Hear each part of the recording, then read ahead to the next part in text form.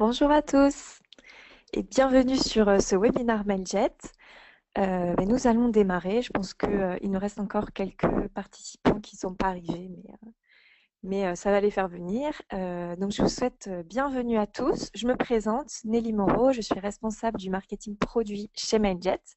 Et aujourd'hui, ensemble, on va voir comment booster votre emailing pour la fin de l'année, c'est-à-dire cette période qui est souvent assez cruciale, notamment pour les e-commerçants, avec Noël, les soldes d'hiver, et puis pas mal d'événements en termes calendaires qui sont assez intéressants et qu'on peut exploiter au niveau de l'emailing.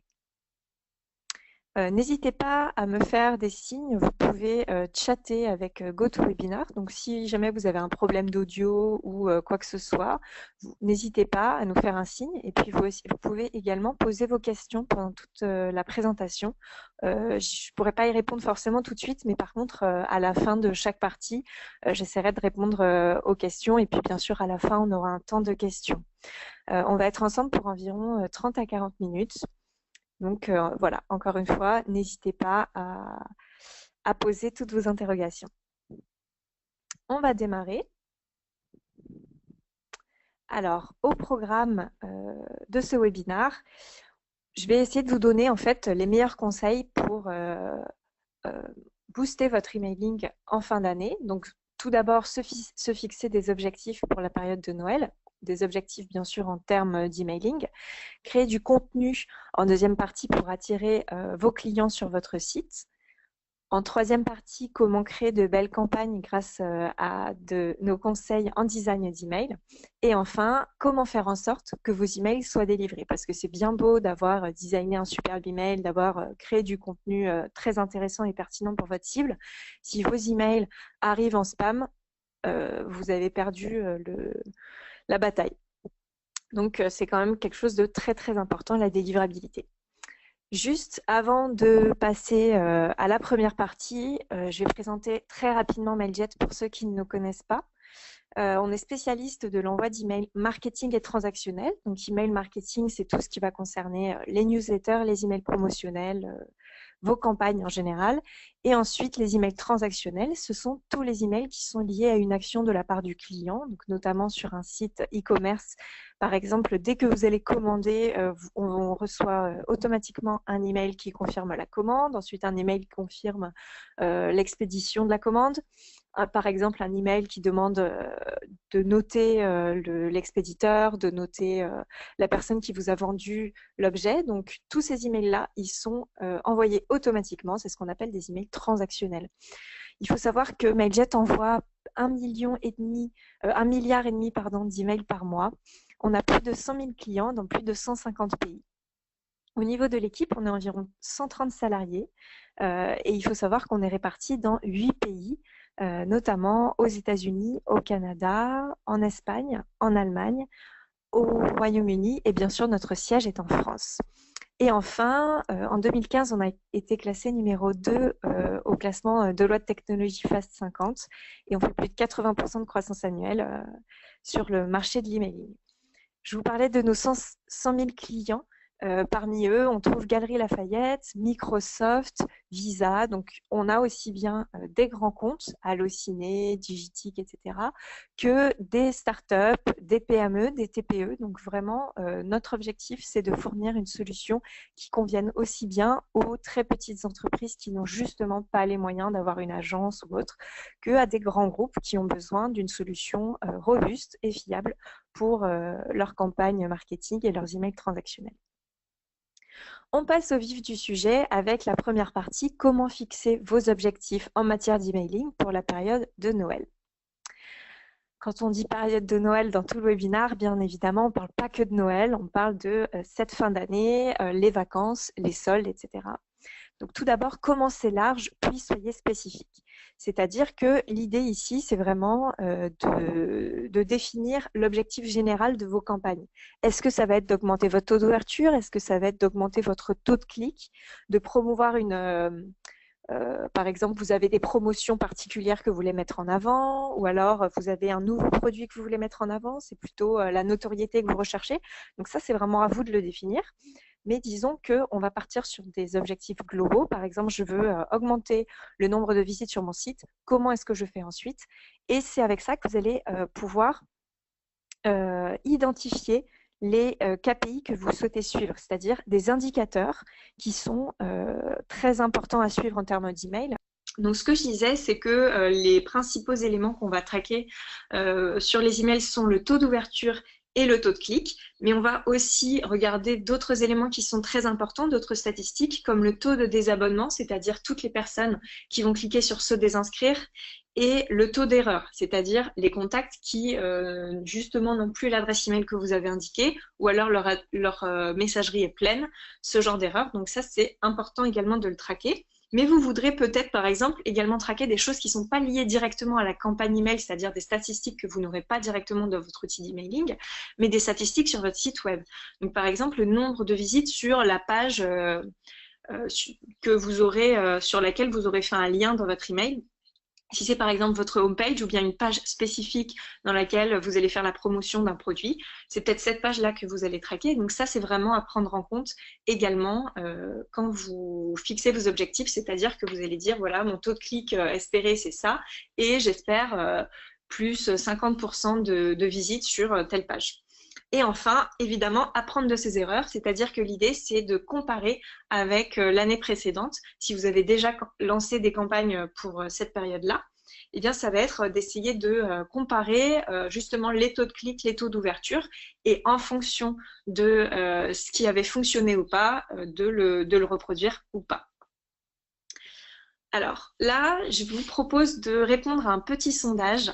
Il y en aura 3 pendant ce webinaire. Donc, c'est pour me permettre justement de mieux connaître et de mieux savoir ce que vous faites. Donc là, c'est pour savoir quel type d'email vous envoyez à vos contacts pour les fêtes. Donc, je vais lancer le sondage. Donc, je vous invite à répondre. Hein. Vous avez on va dire 1 minute.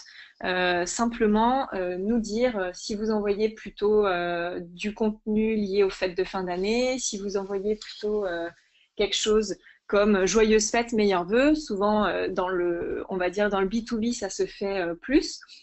Des offres et des promotions, c'est souvent le cas aussi pour Noël, et puis, ou bien des annonces importantes telles que horaires de livraison, horaires d'ouverture, etc. Donc, je vous laisse encore quelques secondes pour répondre. On a déjà des tendances qui se profilent. Hop, alors, j'ai fermé le sondage. Donc, on va dire que les plus importants sont souhaiter joyeuses fêtes et meilleurs vœux à 63% pour vous. Vous souhaitez donc joyeuses fêtes ou meilleurs vœux à vos clients. Bon, c'est très courant, donc c'est une très bonne pratique. Entre guillemets, on va dire que ça mange pas de pain et c'est ce genre de petits messages, s'il n'y a pas de promotion cachée derrière, etc., c'est gratuit et ça fait toujours plaisir. C'est-à-dire qu'à un moment, vos clients reçoivent en permanence des promotions, des nouveautés, etc. Ça fait du bien parfois de juste recevoir un email qui ne cherche, qui n'a pas de but commercial derrière. Donc, c'est toujours intéressant. Et sinon, vous êtes 58% à avoir également coché offres et promotions. Évidemment, la période de fin d'année, de fête, Noël, etc., c'est toujours l'occasion de mettre en avant certains produits plus adaptés justement à cette période-là. On va voir en deuxième partie comment créer des contenus attractifs, puisque c'est un des moyens tout simplement d'attirer le plus de clients vers votre site. Alors tout d'abord, premier conseil, adopter un ton reconnaissable. C'est-à-dire que l'idée, c'est de vraiment créer votre image de marque, qu'elle soit unique.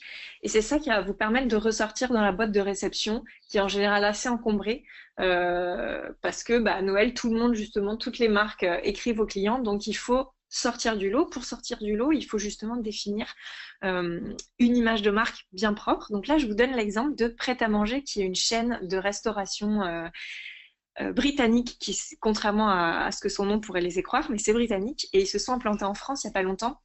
Donc là, c'est une de leurs newsletters en anglais, mais on peut voir qu'ils jouent sur les thèmes de fin d'année.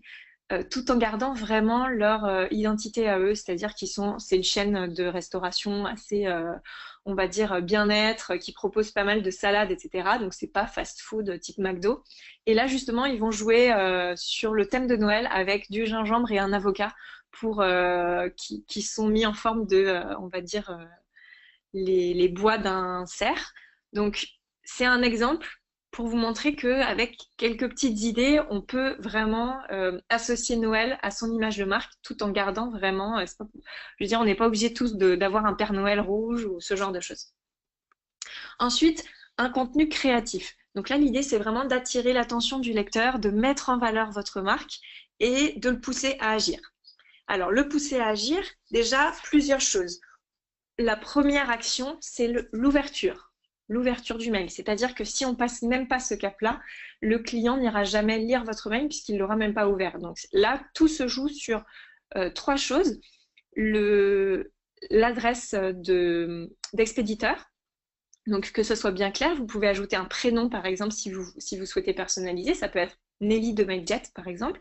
Là, on voit des exemples de l'Occitane en Provence et Yves Rocher. Et bien évidemment, l'objet. Donc, c'est super important. Là, on voit deux exemples d'emails que j'ai reçus le 31 octobre. Donc, c'était déjà il y a un petit moment et pourtant, ils pensent déjà à Noël. Petit Papa Noël avec une note de musique. Donc là, ça fait penser à la chanson. Et l'emoji cadeau avec un avant-goût de Noël en édition limitée pour Yves Rocher. Donc, l'utilisation des emojis, ça peut vous faire ressortir dans la boîte de réception de vos clients. Et puis, un troisième élément, c'est le pré-header. Donc, c'est cette petite phrase que vous avez en dessous de l'objet qui s'affiche sur certaines messageries. Ça, c'est très important parce que c'est la première phrase de votre email qui s'affiche. Et bien évidemment, cette phrase, vous pouvez la paramétrer. Donc, c'est très important de ne pas la négliger parce que ça peut vraiment jouer sur votre taux d'ouverture.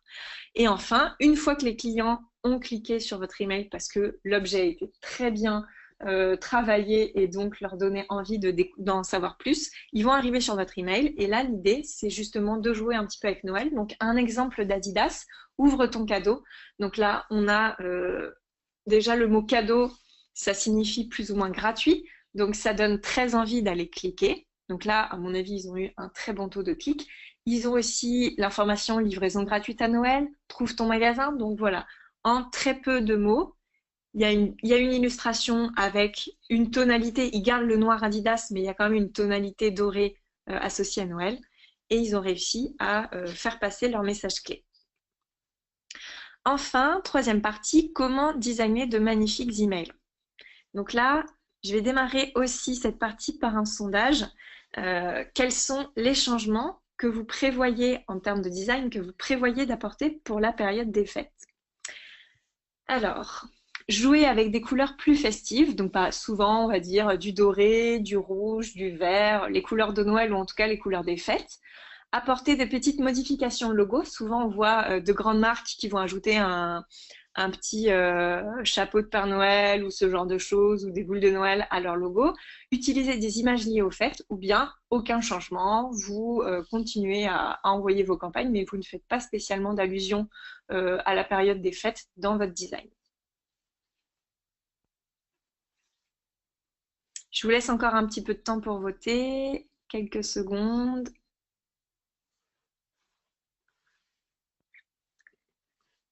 Alors, voilà, pour vous donner une idée, on a 70% des personnes qui ont répondu jouer avec des couleurs plus festives. Donc, c'est pas étonnant du tout. C'est le plus facile à faire, c'est-à-dire incorporer à votre charte graphique quelques touches de couleurs de Noël. Et 65% ont également coché utiliser des images liées aux fêtes. Donc, je vais vous montrer plusieurs exemples qui justement correspondent à ces deux éléments, les couleurs et les images liées aux fêtes.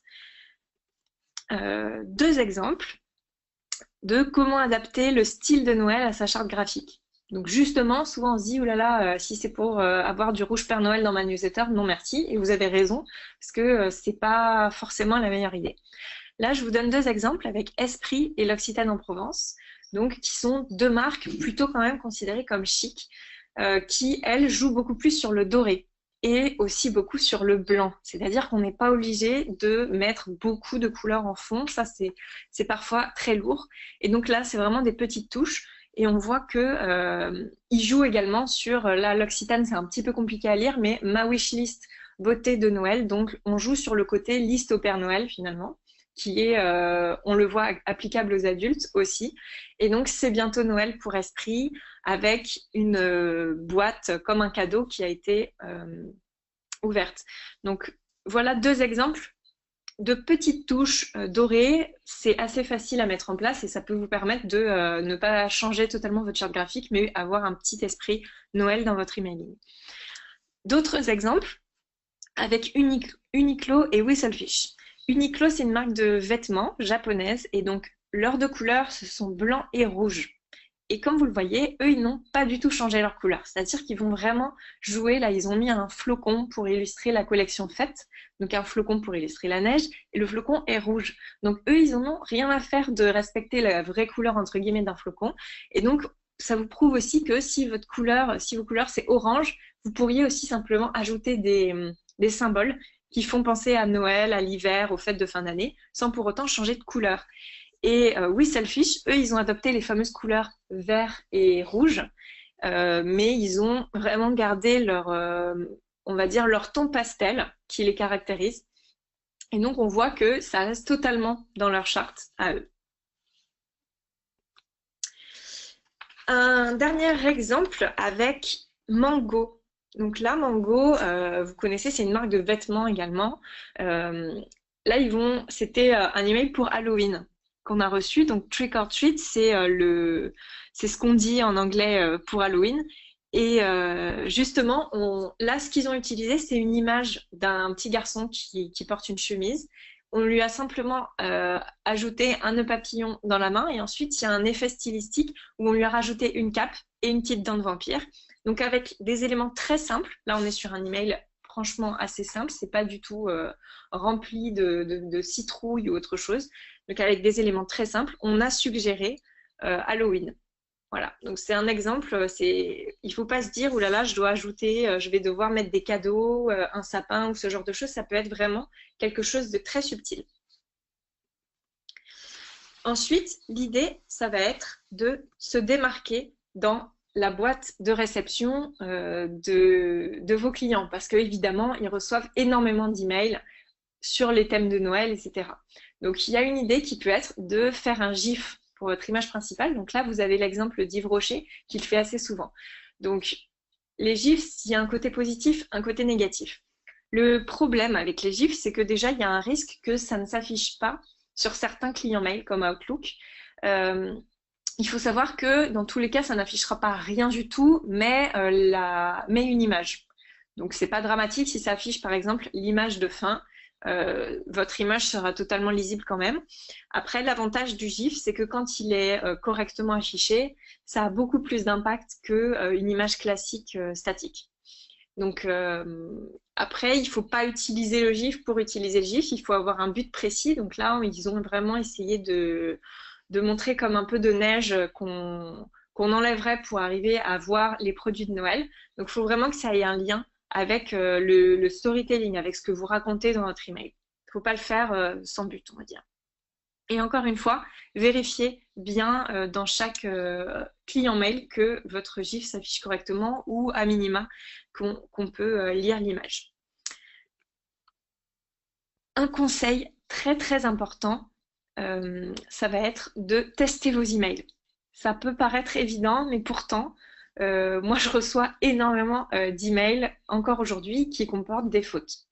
Alors, ça peut être différents types de fautes, parfois des problèmes de rendu, donc c'est ce qu'on expliquait avec les GIFs, soit tout simplement ça n'affiche pas ce qui a été prévu d'afficher, ou alors par exemple c'est trop large, l'image est trop grosse donc elle ne s'affiche pas, des choses comme ça. Il faut savoir que évidemment un email qui est lu sur ordinateur ne va pas s'afficher de la même façon qu'un email lu sur mobile, sachant que de nos jours, environ plus de 50%, plus de la moitié des emails sont lus en premier sur mobile.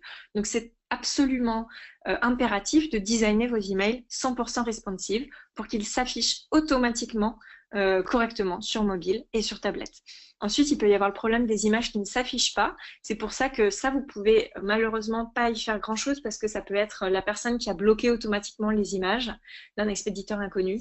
Ce que vous pouvez faire en revanche, c'est déjà de respecter un ratio texte-image de 60% de texte, 40% d'images. Donc, on n'envoie jamais un email 100% image. C'est une très mauvaise pratique. Donc, au moins, si les images ne s'affichent pas, la personne pourra lire le contenu.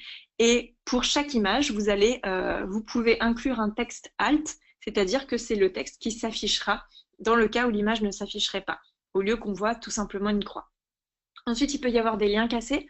Donc là, c'est dramatique parce que c'est l'objectif d'un email, c'est d'avoir un bon taux de clic derrière. C'est-à-dire que la personne clique et aille, par exemple, en général, sur votre site internet. Si le lien est cassé, la personne va arriver sur une erreur 404 et ça, c'est dramatique puisque vous l'aurez contacté pour rien et vous ne risquerez pas d'avoir des liens, des visites sur votre site. Et enfin, un contenu non pertinent. Donc là, parfois, ce qu'on encourage à faire, c'est par exemple ajouter des variables comme quand vous recevez un email qui comporte votre prénom ou ce genre de choses. En termes de statistiques, vous aurez des meilleurs taux d'ouverture et des meilleurs taux de clics. C'est-à-dire que moi, si on me dit Nelly, découvrez le cadeau pour vous ou ce genre de choses, c'est sûr que je me dis c'est un petit peu plus personnalisé que juste bonjour. Donc ça, c'est vraiment quelque chose qu'on vous encourage à faire. En revanche, il faut vous assurer que votre liste est correcte. C'est-à-dire que si votre liste de contacts comporte des erreurs et que la personne reçoit justement pas son prénom, le prénom de quelqu'un d'autre, ou encore pire, que vous avez mal paramétré votre variable et que la personne reçoit bonjour prénom, voilà, ça ce sont des choses, encore une fois, c'est pas compliqué de le tester. Moi, ce que je vous conseille tout simplement, et ce qu'on fait chez Mailjet, c'est tout simplement, on se crée des adresses email sur tous les clients mail principaux, Gmail, Yahoo, Hotmail, Orange, etc., Outlook, et ça va nous permettre, tout simplement, on envoie nos emails avant de lancer la campagne, on envoie des tests sur tous ces clients mail-là, comme ça on vérifie que tout s'affiche correctement et que les emails ne tombent pas en spam. Je vais vous donner quelques outils utiles pour concevoir vos emails. Je sais que beaucoup d'entre vous n'ont pas forcément la chance d'avoir une agence ou des designers à disposition. Il faut savoir qu'on n'a pas forcément besoin de Photoshop ou de logiciels chers pour designer des emails assez jolis. Notamment, il existe Canva, qui est une solution gratuite qui vous permet de designer de très belles images très facilement. C'est vraiment très simple d'utilisation. Vous créez un compte avec votre adresse mail et vous aurez accès déjà à plein d'images libres de droit. Et puis, vous pourrez ajouter très facilement du texte dessus. Une autre ressource très importante, c'est Unsplash. Souvent, on croit que pour avoir de belles images, il faut forcément passer par les banques d'images classiques type Fotolia ou autre. Fotolia, c'est très bien, mais c'est vrai que les images peuvent être parfois chères. Et au final, on se retrouve où tout le monde a la même image de la personne en costume qui serre la main d'une autre et qui font au final plus du tout naturel et un peu vieillotte. Donc Unsplash sont des images libres de droit et à usage commercial que vous pouvez donc utiliser dans votre site internet et dans vos emails et qui sont des images de très grande qualité. Ce sont tout simplement des photographes amateurs qui décident de laisser leurs images disponibles à chacun. Donc, n'hésitez pas à faire un tour. Nous, on utilise franchement pas mal d'images sur ce site et vous allez voir, c'est vraiment de la très bonne qualité. D'autres outils qui peuvent être utiles quand vous concevez vos emails, Design Seeds. Donc le premier outil vous permet tout simplement de détecter les différentes images qui vont aller avec votre charte. Donc par exemple, si vous choisissez une image, là on voit l'image de cette tasse de café, ça va vous donner les différents codes couleurs qui sont utilisés dans cette image. Comme ça, vous pourrez créer la charte graphique de votre email. Donc vous pourrez par exemple créer un bouton qui aura le bon rouge ou le bon marron. Et enfin, Litmus. Donc, Litmus, c'est un outil payant, mais qui peut s'avérer très utile puisque tout simplement, il va tester automatiquement votre email dans tous les clients mail qui existent dans le monde et vous dire justement comment votre email s'affichera sur ces clients mail.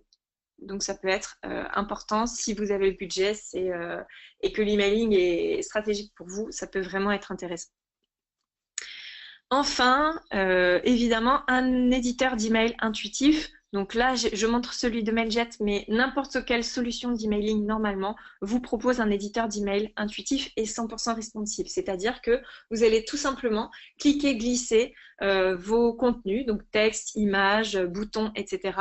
Vous allez ordonner comme vous le souhaitez, dans le sens que vous souhaitez, avec le nombre de colonnes que vous souhaitez. Vous faites votre version sur ordinateur et automatiquement, l'éditeur va vous proposer une version mobile.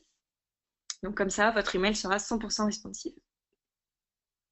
On passe à la quatrième et dernière partie, le nerf de la guerre, la délivrabilité.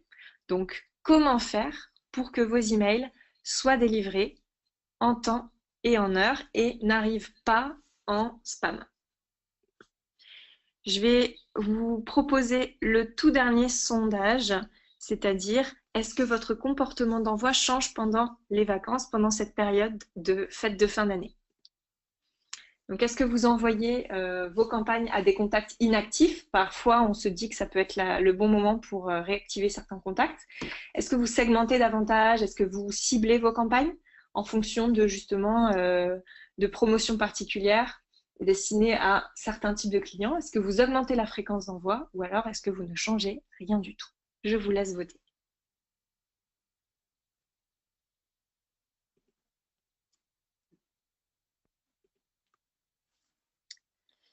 Voilà, quelques secondes encore. Je ferme le sondage. Donc vous êtes 57% à me dire que vous ne changez rien, 33% à voter j'augmente la fréquence d'envoi. C'est classique. Mais on va voir que c'est pas forcément une bonne idée. En tout cas, il faut le faire vraiment de façon, on va dire, limitée. Donc les erreurs les plus courantes pendant les fêtes. Tout d'abord, augmenter le volume envoyé du jour au lendemain. C'est-à-dire que vous aviez l'habitude d'envoyer 100 000 emails par semaine et là, vous allez envoyer 300 000 emails par semaine. C'est pas une bonne pratique. Pourquoi? Tout simplement parce que les fournisseurs d'accès, ils vont voir cette augmentation de fréquence et justement, ils vont percevoir cette augmentation de volume comme un pic et il faut le savoir, c'est considéré comme très suspect. C'est-à-dire que vous avez une chance sur deux de vous retrouver en spam. Parce que c'est justement ça fait partie des choses qui sont monitorées par les clients mail. Et quand ils voient que la fréquence augmente d'un coup, c'est assez mauvais signe pour eux et donc ils peuvent automatiquement vous bloquer. Donc vous n'arriverez jamais dans la boîte de destination. Ensuite, s'adresser à des contacts qui sont inactifs depuis longtemps. Donc, on peut comprendre qu'en soi, on se dise « Ah tiens, c'est une bonne idée, je vais en profiter, c'est la période des fêtes pour réactiver des contacts. » Oui, mais non. Parce qu'en fait, ça va tout simplement vous créer des taux d'erreur plus élevés. Voilà ce que ça va faire. Donc, la réactivation de contacts, c'est vraiment en fait, une stratégie qui doit être menée à part. C'est-à-dire qu'on ne va pas passer ça, entre guillemets, dans la période des fêtes de fin d'année. Mais il faut se dire, voilà, c'est avant en fait qu'il faut le faire. C'est-à-dire que c'est pas du tout, Noël, c'est pas du tout le bon moment pour tout simplement se dire, allez, je reprends toute ma base alors qu'il y a des gens qui n'ont pas ouvert mes emails depuis un an. Ben, c'est certainement pas en ne changeant rien qu'ils vont pour Noël ouvrir vos emails. Et enfin, submerger les boîtes de réception des clients. Ben, c'est pas une bonne idée non plus, tout simplement parce que vous allez avoir un taux plus élevé de plaintes et un taux d'ouverture et de clics moins élevé. C'est-à-dire que les gens, ils se rendent bien compte quand ils ont trop de mails. Le spam, c'est vraiment un problème et mettez-vous à la place de vos destinataires. Il faut vraiment miser sur la qualité, pas sur la quantité. Donc, à l'inverse, je vais vous donner 3 étapes à suivre pour 3 bonnes pratiques. Tout d'abord, augmenter le volume graduellement de 25% au maximum. Donc, c'est possible d'augmenter votre fréquence, votre volume d'envoi, mais il faut le faire de 25% maximum. Ensuite, la deuxième bonne pratique, ça va être de nettoyer vos listes avant les fêtes, c'est-à-dire que on va faire le point sur les listes et enlever toutes les personnes qui n'ont pas interagi avec vous depuis plus d'1 an, par exemple. Ça peut être les personnes qui n'ont pas ouvert vos emails ou qui ne cliquent pas. Donc ces personnes-là, vous pouvez les envoyer des listes comme ça, vous avez des listes très propres et vous savez que vous aurez des bons résultats sur ces campagnes. Encore une fois, l'objectif n'est pas la quantité. Donc l'objectif, c'est pas d'avoir la liste la plus grosse, mais la liste la mieux renseignée avec des personnes qui souhaitent recevoir vos emails et qui vont être intéressées par votre contenu. Et enfin, la troisième étape, la troisième bonne pratique, c'est évidemment de fournir un contenu de qualité qui suscite l'engagement auprès de votre client, de vos clients. C'est-à-dire que si vous envoyez à une bonne liste, mais un contenu qui ne leur convient pas du tout, qui n'est pas adapté à vos clients, vous n'aurez pas un bon taux de clic, évidemment. Donc, c'est encore une fois à vous de trouver la bonne stratégie pour communiquer à vos clients uniquement sur ce qui les intéresse. Alors, pour finir, on a une page chez Mailjet qui est dédiée aux fêtes de fin d'année. Je vous donnerai bien évidemment le lien en fin de webinar. Donc, je vous donnerai les slides, donc vous pourrez avoir ce lien. Vous pourrez trouver un guide très très complet qui reprend les principaux éléments que je viens de vous dire, mais avec beaucoup plus de détails. Vous pourrez également avoir des modèles d'email, des templates d'email que vous pourrez utiliser pour vos campagnes de fin d'année, donc soit pour souhaiter justement meilleurs vœux à vos clients ou encore pour faire des promotions, ce genre de choses. Donc n'hésitez pas à vous rendre sur Mailjet pour découvrir plus de ressources sur ce thème.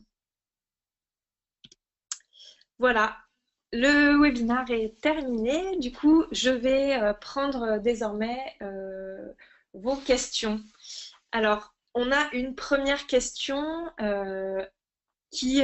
justement, une personne qui nous demande comment on peut augmenter le taux d'ouverture. Donc, c'est ce que je disais en début de webinaire. Le taux d'ouverture, en fait, tout se joue au niveau de l'objet de l'email, l'adresse avec laquelle et le nom avec laquelle vous écrivez à la personne, donc votre nom d'expéditeur, l'objet de l'email et ensuite ce qu'on appelle le pre-header, c'est-à-dire cette petite phrase qui s'affiche parfois en aperçu dans les clients mail.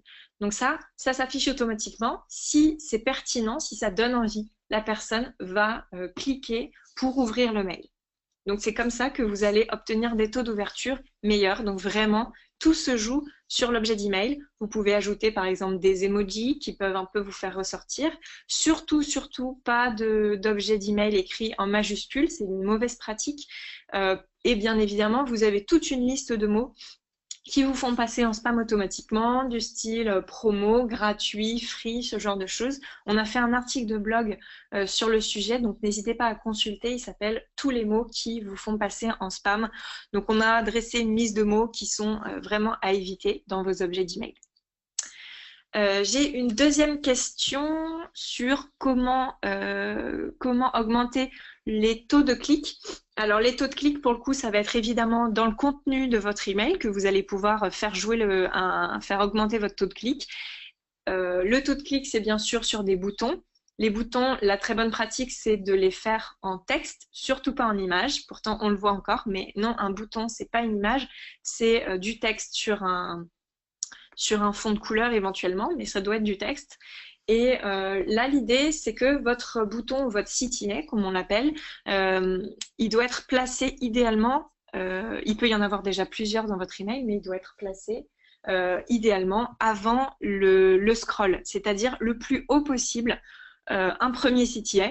Et puis ensuite, si vous avez un contenu assez long, vous pouvez en placer un deuxième bouton, par exemple, à la fin de votre email. Vous pouvez également décider d'avoir des boutons principaux et des boutons secondaires.